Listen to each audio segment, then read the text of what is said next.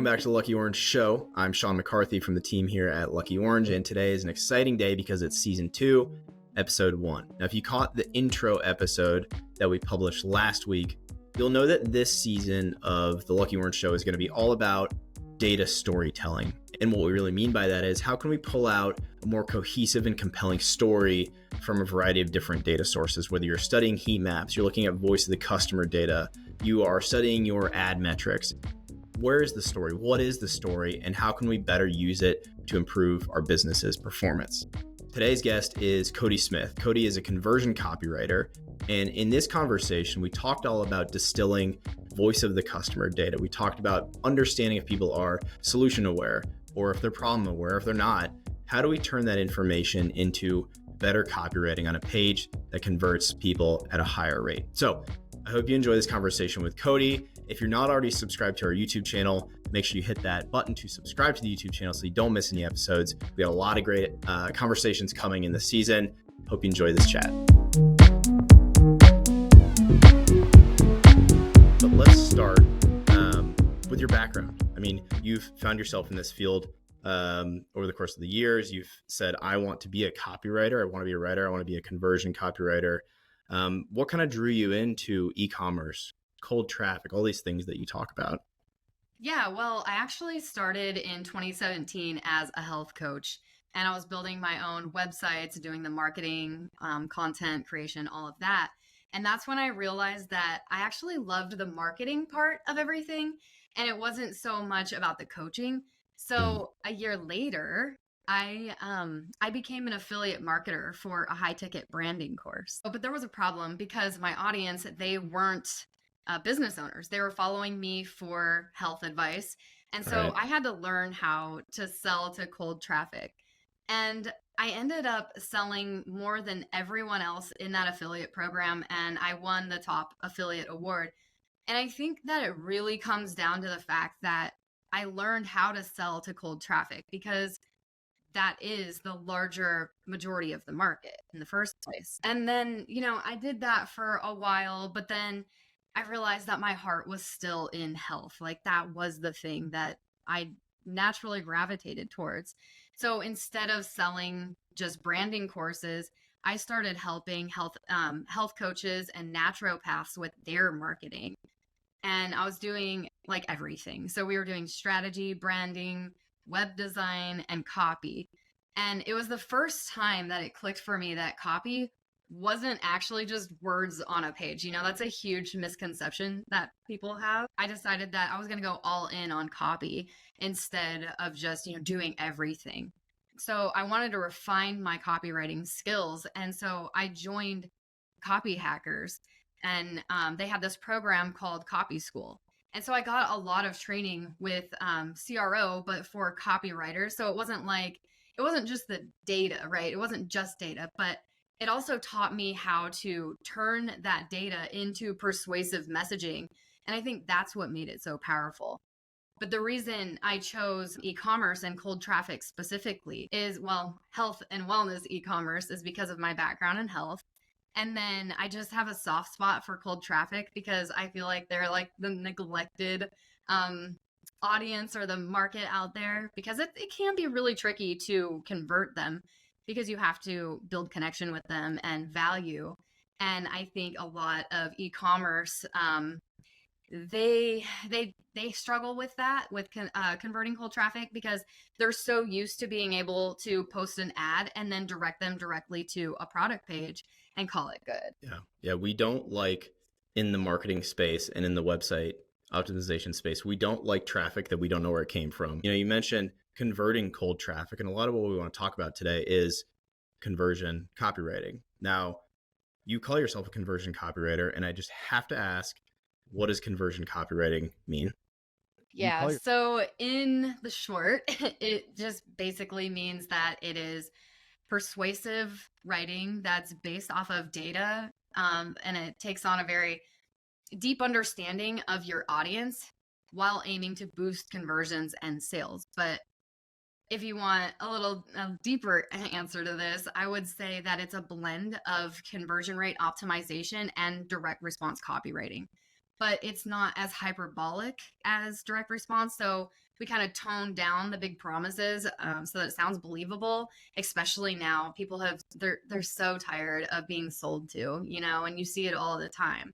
But yeah, we still use direct response principles with conversion copywriting, and we also use the same tools that CRO specialists use. So, to identify those conversion leaks, so heat maps, click tracking, all those things. But what makes conversion copywriting so unique, versus like just general copywriting or direct response, is that it eliminates guesswork because we incorporate VOC, which is voice of customer, and we use that in our copy. And this helps build trust and connection. And I think that's really an important thing, especially with the rise of AI. Yeah. A lot of what we want to dig into today is informing the written word. As you say, it's not just words on a page. A lot went into what drove that, and a lot goes into understanding how people are engaging with it. So can you start by talking a little bit more about how you pull in the data and the research and how that informs what ends up being written? Yeah, absolutely. And that's a great question. So data, it really tells us what to write, how to write it, and where to put it on the page. So, let's say that we can see that we have a high bounce rate on a sales page. Well, we know that something isn't resonating, obviously, because of the high bounce rate, but we don't know why, right? So if we use if we look at our VOC and we see that data is showing us, that they really care about saving time, well, we know that that might be a motivation for them. And then we want to communicate how whatever it is that we're selling helps them save time, right? And you might be wondering, like, okay, that's great, but how do you get this VOC? Well, we use multiple ways to do this. And one of them is exit intent surveys. So that's very helpful to see why people are leaving the page so that you have better understanding of why they didn't buy that day.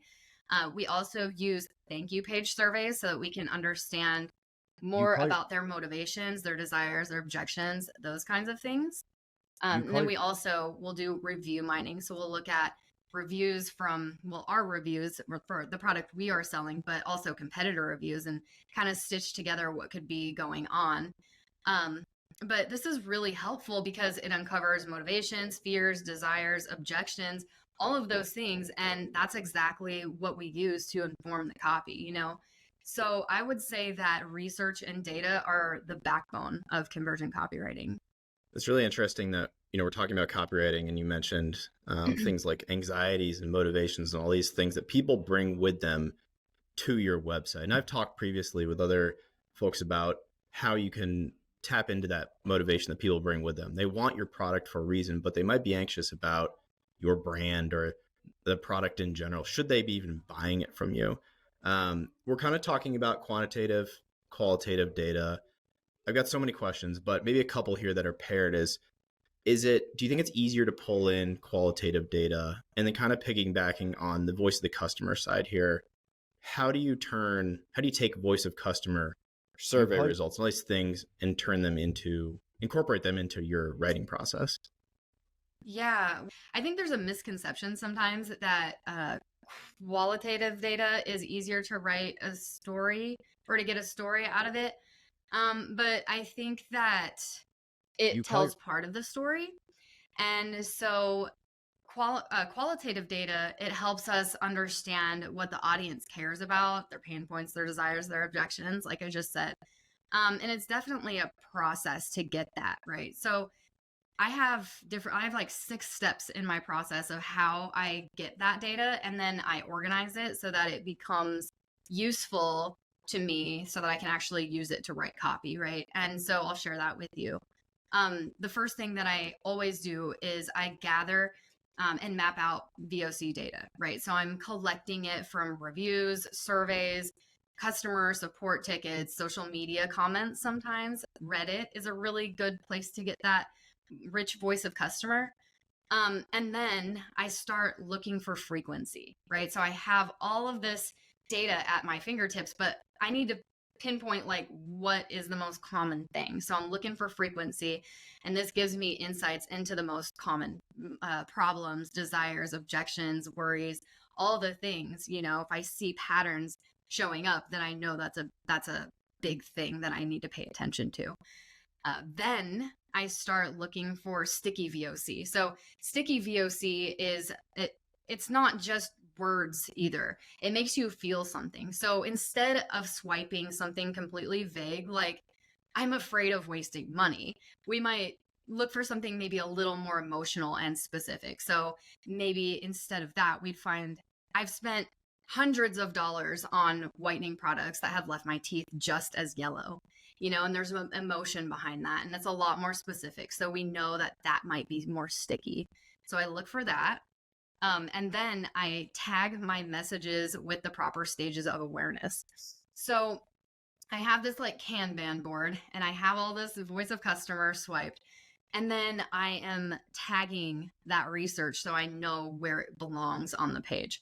So when it comes to the stages of awareness, I'm tagging things, messages with problem aware. That might look like I have a splitting headache and it won't go away, right? So that's like a problem aware message. And then I also tag solution aware, and that might look like I know painkillers will help, but I don't know what works best. So they're still looking for what that solution could be for them. And then we go to like product aware, where it's like, I heard turmeric works great for headaches, but is it as good as Advil? And so I just tag based off of like what the message, like where it would map on the stages of awareness. And then after that, I take note of their level of sophistication. So that's really important because, when we understand how often the market has already seen messages like the ones that we want to show them before, it helps us to break into the market in a different way so we can stand out, so they don't feel like, oh, I already saw this before, and then they just ignore it. So I also tag that as well in my research. So, I just recently talked to a brand that was having this exact issue. So they were telling me that their audience surveys said that they were purchasing their device for sleep.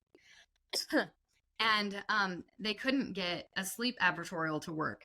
So you have to like ask yourself why. You know what I mean? Why can't you get this to work? But then the more that I dug into it, I realized that they had obviously a highly sophisticated audience. We have seen sleep advertisements since like 1918 or something. It's been, people have been bombarded with that. So we need to start with more of indirect copy and take them back all the way back to problem aware, right? Because when you bring people back to problem aware, first of all, they love reading about their problems, so you can reach them there. But second of all, it helps keep their guard down, and it opens them up to being more receptive to what you have to say. And the reason for that is because they don't, their guard is down, and they feel like you are providing value instead of just trying to sell them something. So I like to think of the boiling frog analogy when I think of like the sophistication and stages of awareness. Are you familiar with that? I know I've heard of it, and I probably should be able to recite it, but go ahead. For all the other people out there besides me that don't know, go ahead. Okay. So they say that if you put a frog in a boiling pot of hot water, it'll jump right out. Well, if you put a frog in a pot of like room temperature water and gradually turn the heat up, then the frog stays in the pot. Well, that's kind of the same situation when it comes to how we market to people who are, very sophisticated or very skeptical, or they don't really know your brand yet. If you help them to slowly warm up, then they don't put their defenses up and they don't jump ship, So, so that's why I tag the sophistication. It's just really important. But the very last step is that I then organize my messages into buckets. So this becomes my message hierarchy on the page. So I know what to say, I know when to say it, and I know how to say it. And so that's how I use my BOC in the copywriting. Yeah, I love that. I always loved the like solution aware, problem aware framework. it just helps ground all of this in reality. And especially when it comes to voice of the customer, the challenge that a lot of teams face is if they're collecting a lot of responses, that's a completely different conversation if I'm not getting responses. But if I have a steady flow of voice of the customer through support tickets and social media, like you said, which is a great call out, survey responses, on-site survey, longer form survey, what if I have all this data parsing through it, pulling out the story to say, okay, well, what do these people know? What do they not know? What do they want? Do they even know what they want, to the point of solution aware, problem aware? You have your system in place, you're highly organized, and people come to you because they're having this issue. But what do you see when you talk to people who are trying to work with voice of the customer? What sort of missteps are they taking in trying to do what we're talking about here? Yeah. Well, I have two ways that I see. Well, sorry. I have two ways that I witness some mistakes. And one of them is when I'm working directly with a client. When they provide me data, sometimes they end up giving me a summary of VOC, and that doesn't help because that's just like, it's not the actual customer language, you know? And 100%. yeah. So if I don't have access to what they're actually saying when they're raw language, then I don't have that insight into their emotions and how they say things, which is the backbone of using VOC in copywriting. Aside from that, though, when people are doing the VOC for themselves, there are definitely like three main issues or mistakes, missteps that I see. And the first one is ignoring frequency, so not looking for patterns. They might find like one or two standout comments and think, oh, this is great, and take it and use it, but they're missing the bigger picture. And so that usually, results in people not getting the results that they want. But I think it's important to remember that a single complaint or something in your VOC doesn't necessarily represent a widespread issue, So if you find that, 30% of people are mentioning like shipping delays, then you obviously know that's a critical problem. So now you can address that, right? But I always like to think that patterns show priorities because of that. So looking for frequency, and I just tell myself that all the time, look for the patterns show priorities. And so I think, ignoring frequency is one of the biggest things I see. The second thing is that I see people taking feedback at face value, so a customer might say, that's too expensive. And then really, what are they really saying though? We have to ask what that really means. And so I think if you dig deeper, you'll uncover that when they say it's too expensive, what they really mean is, I don't see the value. And if they don't see the value, then we know in our copy that we need to increase that perception of value in our copy. And then that objection goes away. And then the third thing, and this might be the biggest one, honestly, is knowing how to use that VOC on the page. I think that's the biggest misstep. And, it's one thing to collect data versus putting it on the page, So a lot of people think of the broad customer journey. So they think, okay, they're going to visit my blog, and then maybe they'll go to my social media, and then maybe they'll watch a video, right? And that's like their journey or whatever. But I think that the on-page customer journey is incredibly neglected. And so, we think of this big picture, but we lack actually putting that on the page as well.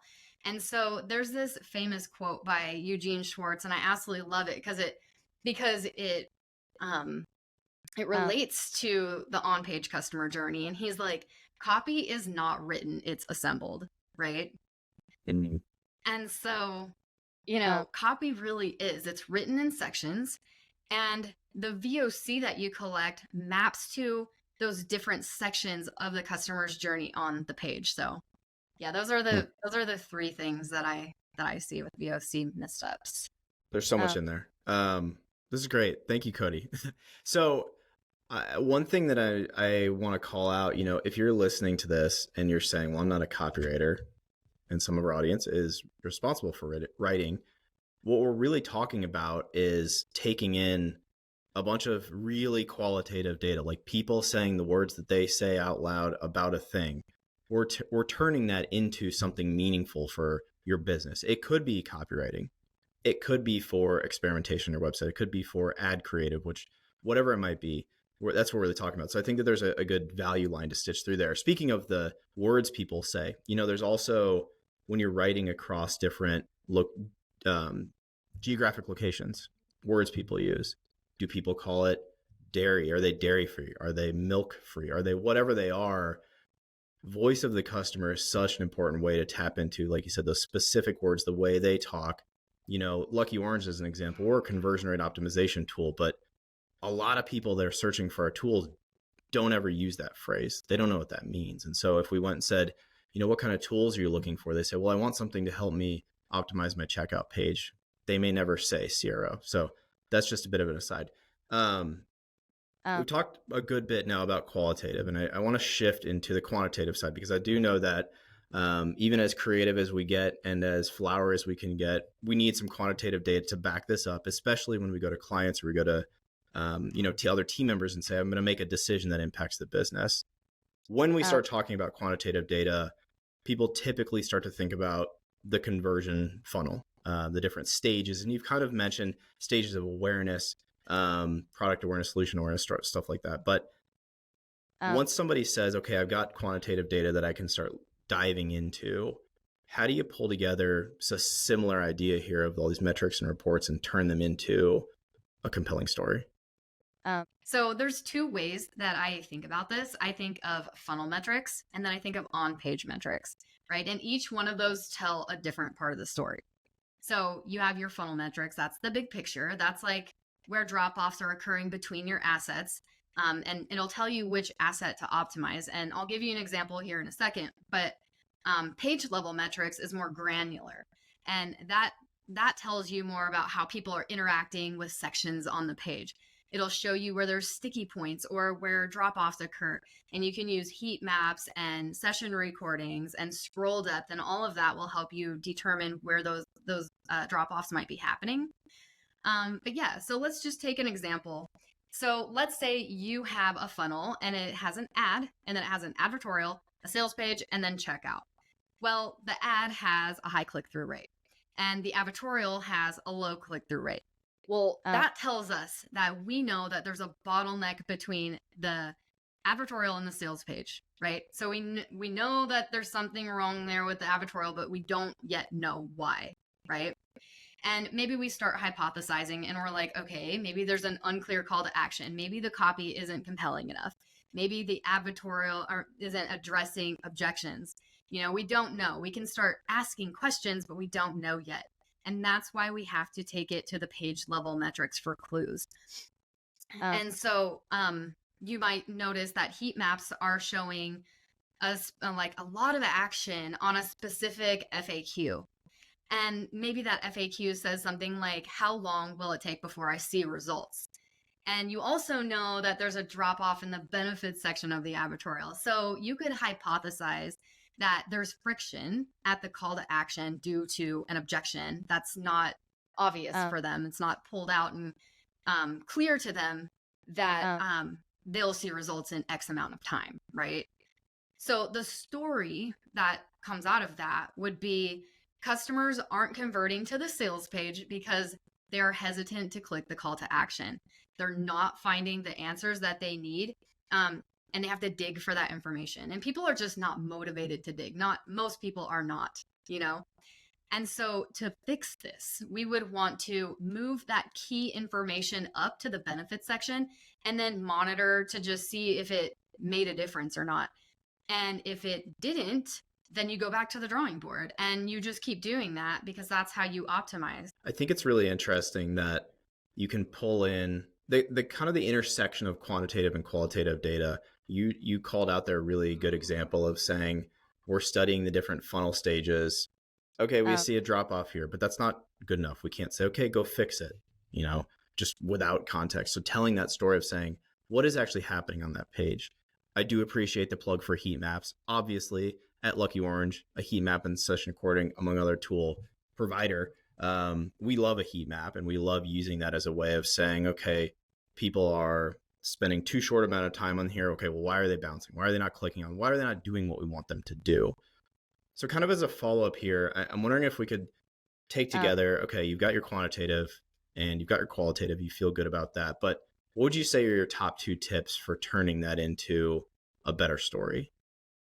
I would turn data into a cause and effect narrative, right? So that helps you understand, like, okay, this is happening, and then this causes this to happen, right? So, and then you want to always pair that with your VOC insights, though. So you'll look at the big picture, and then you'll pair that with your VOC insights, and you're looking for the relationship between metrics, right? So if A plus B plus C equals D, right? And so here's an example of that. So let's say A, users are dropping off right before the pricing section. Scroll depth kind of shows us that. B, customer feedback shows hesitation about value versus the cost of the product. You learn that from your VOC insight. C shows you that users skim right past the benefits without engaging in and session recordings are showing you that as well. And then D would mean, well, they probably don't see the value in the price, right? And then the second thing I would say is to humanize the numbers, because instead of just saying, like our click-through rate is 1.5%, you could frame it like this: out of every 100 people that show up here, only 1 to 2 are clicking through. So what is holding them back? And I think the power behind that, or it helps because it makes the data feel real, and you can relate to the person that's trying to just get a job done, and it creates empathy for the customer's struggles. So it puts you in their shoes, and then you have a different understanding. You can see the problem from their point of view, and then you can also see the problem from what the data is telling you. And I think that's very helpful. Yes, especially if you're communicating cross-functionally. If you're going to a leadership team and saying, what do you guys want to see? You understand, okay, well, this is the person that just wants to talk about revenue. Okay, we can stick with numbers, but I can back it up to the other people in the room by saying it's this many people doing this thing, and they're afraid of this, or they're motivated by this, and telling that ultimate story. Right. And then you bring back around, okay, here's our hypothesis. Here's what we think we can do to write better copy. Here's what we can do in the advertorial part to improve the conversion there, and kind of play with those different audiences internally. I guess speaking of audiences, one thing I'm thinking about is that you can optimize for the entire audience, but the power of modern tools and the power of modern segmentation and personalization is that you can pay attention to different groups of your audience, different segments of your audience, even within each funnel stage. And so I'm curious how, as a conversion copywriter, you account for the wants and needs of these different audience groups throughout the segment when you're taking on a conversion copywriting project. Yeah, that's a really, really good question. And I think it always goes back to who the person is that you're talking to. So after you've done your research and you kind of find the persona, you go through all the research and you discover the problems and how they're talking, you start to create personas based off of that research. So you would want to use that, of course. And then I would say that, generally speaking, there are 2 main types of buyers. So just to simplify this. And so one of them is the logical buyer, and they're like 80% logical and 20% emotional. They love numbers, they love studies, they love statistics. They like you to speak to them in a way that appeals to that logic mind, right? And then there's the emotional buyer, and they're like 80% emotional, 20% logical, and they love stories and they love to feel things and they connect with people. And so an example that I would use from my perspective, since I specialize in advertorials and sales pages, is that I would create a story-based advertorial for the emotional buyer. It's okay. And then I would create an informational-based advertorial for the logical buyer. And I would run both of those to the sales page. And that way I'm not leaving any buyer out, right? So I'm accounting for both of them. I have my persona. So I would just split that persona into the emotional and the logical, and then make accommodations for that. Now, I do know that not everybody is running advertorials. So what happens if you have a homepage and you're like, okay, who do I write this for?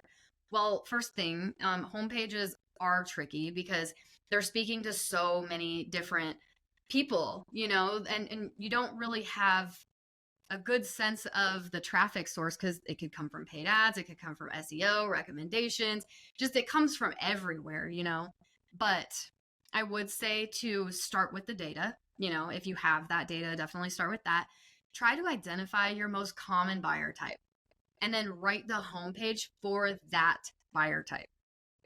So if you can't identify a buyer type, then you do have to guess. I mean, that's just the way it is. But to play it safe, I would say to just do a 50-50 split. So weave in both the logical and emotional elements equally on the page. That way you're appealing to both of them. But again, it's not ideal. Right. And I mean, we go back to voice of customer, we start to refine ICP. And of course, if your ideal customer profile, like Lucky Orange's ideal customer profile, we have a couple, right? So we have our core, but we realize that, like you're talking about, we don't just get traffic from one source. We have integrations, we have apps that people can download in Shopify and HubSpot and whatever it might be. These are different people in very different situations.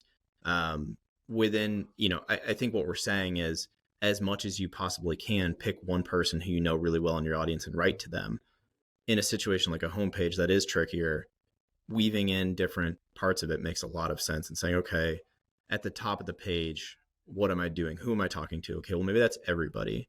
If there's somebody who is driven by really, really understanding and reading about your product, maybe feed them a little bit further down the page with some more information, some more writing, whatever it be. And of course, we have to test it. We have to look at heat maps. We have to segment. We have to do all that. For a team who doesn't have access to a professional copywriter like you, professional conversion copywriter like you, what should they be doing to improve performance throughout their funnel? What do you think is one thing that they can take away as non-professional copywriters who are just trying to move the needle in their funnel?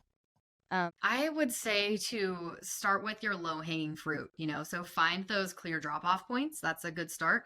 And if there's nothing that's glaring there, then start closest to the money. So start at your checkout page, optimize that, see if there's any issues there, and then work backwards. So go to your sales page, fix things there. If things are good on the sales page, go to the next step in the funnel, that kind of thing.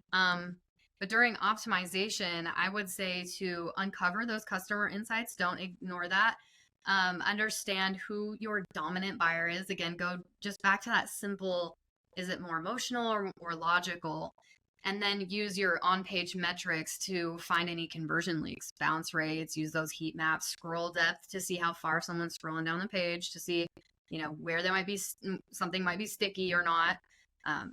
I would always say to locate those sticky points as best as you can, because those are points of confusion a lot of the time, and to ask questions and be curious. Just take a step back and just be like, why would this happen? Why is A, B, and C happening? What could that equal?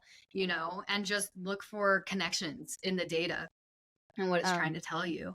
So my biggest tip is just to look my biggest tip is just to look for those patterns, because those patterns show priorities, and then you'll know how to integrate everything and take that customer language and put it where it needs to be. Yeah. I love this theme of kind of grounding your analysis of data, trying to pull together a story, but grounding in reality and grounding it in your understanding of your customer. And of course, maybe that challenges you a little bit to say, I think we need to know our customers better, or I think we need to lean more into establishing voice of the customer. We're kind of just out here guessing. We're adding a bunch of Shopify apps to our store and they're not doing anything. Whatever your situation might be, grounding in reality and your understanding of your customer is a great pathway to then putting better words on the page and increasing performance throughout the funnel by taking real steps to connect, because we're marketing to real people, obviously. One of my questions that I always ask in our show is, what has you most excited as you look through the rest of the year? I do kind of want to specifically ask, what has you most excited in the space of conversion copywriting? It's January 29th as of recording this, so we've got a lot of time left in the year for things to get crazy. Who knows what AI bots will be doing what for us by the end of the year, but I don't want to steal any answers. What's your most exciting thing that you're looking forward to this year? I would say that the most exciting thing in relation to conversion copywriting is how brands connect with real human feedback, especially because AI is on the rise, as you just mentioned, and people are super skeptical about that because, it's change and people don't like change. They don't know what to expect. So there's a lot of pushback around that. So I think that people are craving that human connection more than anything right now. And I just don't, robots are not there to replace humans. They just can't, right? And what I love about the conversion copywriting piece to this, though, is that we're using real VOC. We're not using AI generated VOC. I see a lot of marketers who are just like, well, I could just go to AI and I'll just ask it what I should say to my audience. Well, AI works off of probabilities. It's still guessing. It's not real, actual feedback, And so it can lack the nuance that unique VOC can give you. And so VOC, I would say, helps you understand your customer and why they're buying specifically from you. I think that is so important. VOC is unique to your product and your company. And you can't necessarily use your competitor's VOC and get maximized results because that's not your VOC. And there are real consequences to that, So I like to think about Coca-Cola. And they almost ruined their brand back in 1985 because Pepsi won the blind taste test. And Coke was like, they're stealing all the market share because Pepsi tastes better. And so they launched New Coke. And that was all based on an assumption that their clients bought or their customers bought because of the taste. But their customers ended up very mad. And they were so mad that they were saying that this is un-American. You can't take classic Coke away. It was just a big thing. People were hoarding Coke. It was crazy. But I would say that Coke totally missed the mark because they ignored why people bought their product specifically. And only your customers will know why they buy from you. AI will never know better than your customers why they buy from you. So I think that's what excites me the most about conversion copywriting because I feel like it's about to have its biggest breakthrough. We'd like to optimize with data and stuff, but now that it's put against the test of AI, I think that that's what's going to help it stand out the most. 100%. I love using AI tools to be a thinking partner, to analyze big sets of data, to give me a starting point and bounce ideas off of. But it's certainly not replacing some of the fundamental things that we do. Now, you may not want to be self-promotional, but I do think you have, from what I know, a book coming out. Yes. Tell us all about it. Yeah, so I'm really excited about it. This book is all about scaling customer acquisition profitably in competitive, saturated markets. And it leverages my cold clicks to profit system. And that system's all about converting cold traffic. So it'll include everything that we talked about today, except for it'll go into more depth. So we'll look at things like audience segmentation deeper. We'll look at how to use data to uncover stories, how to use data on the page when you're writing the copy, optimizing for cold traffic, and it'll just be a lot more in-depth and actionable. So I will be sharing more details about that closer to the release date.